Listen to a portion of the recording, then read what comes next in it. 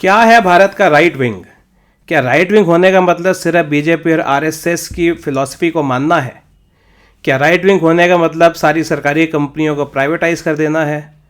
क्या right wing होने का मतलब सिर्फ हिस्ट्री को रीराइट करना है? क्या right wing ideologues religious minorities और होमोसेक्सुअल से नफरत करते हैं?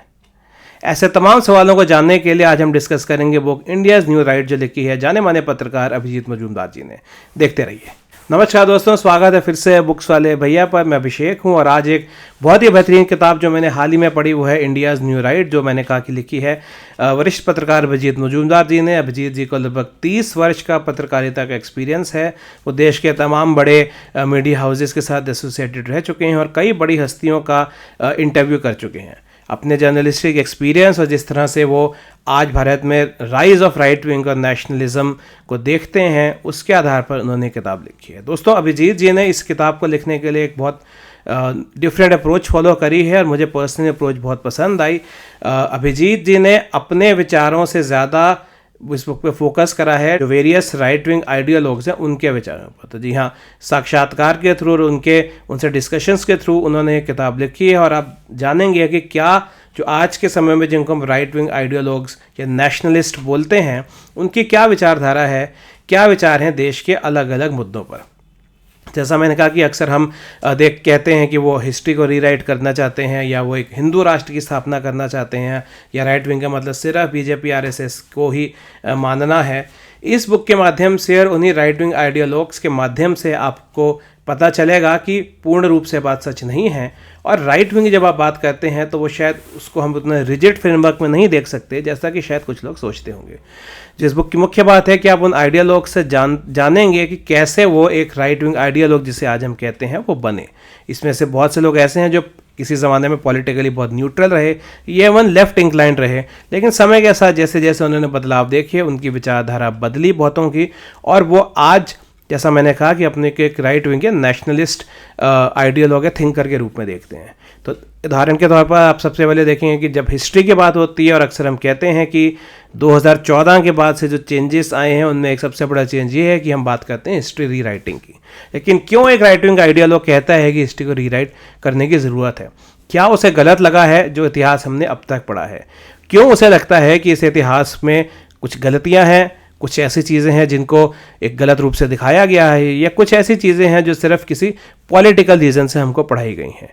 क्या वो गलतियाँ रही हैं और कैसे आज के आइडियोलॉग्स उसको ठीक कर रहे हैं? इसके साथ साथ बात करेंगे इकोनॉमिक्स की कि हमारी जो इकोनॉमिक पॉलिसीज़ फॉलो करें उनमें क्या खामियां रहीं और किस तरह से प्राइवेटाइजेशन करना देश के लिए एक अच्छी बात है, और किस तरह से प्राइवेटाइजेशन का मतलब एक बिल्कुल सब कुछ प्राइवेटाइज करना नहीं है। जो राइट विंग है वो ये भी कहता है कि गरीबों के लिए या डाउन ट्रॉडन के लिए, पुअर के लिए एक सेफ्टी नेट बहुत आवश्यक है। इसके साथ साथ जो एक बुक की बहुत खास बात है वो ये है कि कैसे राइट विंग एसोसिएटेड है with nationalism and civilisational revival.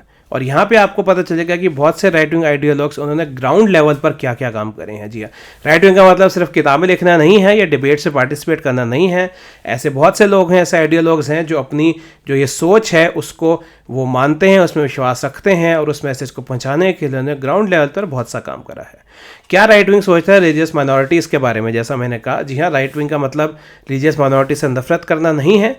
In fact आप इस बुक के माध्यम से जानेंगे कि बहुत से माइनॉरिटीज़, इवन मुस्लिम और क्रिश्चियंस, बहुत से ऐसे कामों में इन्वॉल्व हैं जिनको आप नेशनलिस्ट या राइट विंग बोलेंगे। लेकिन यहाँ आप एक बात समझेंगे कि यदि आप किसी चीज़ में बिलीव करते हैं तो ये ज़रूरी नहीं है कि आप उसको एक राइट विंग या लेफ्ट विंग का लेंस लगा कर करेंगे। बहुत से ऐसे लोग हैं जो रिलीजियस माइनॉरिटीज़ में हैं लेकिन बहुत से नेशनलिस्टिक कामों में सहयोग देते हैं और राइट विंग के लोगों के साथ काम करते हैं, क्योंकि जैसा मैंने कहा कि आपका एंड गोल ज़्यादा ज़रूरी है, ना कि आपकी आइडियोलॉजी।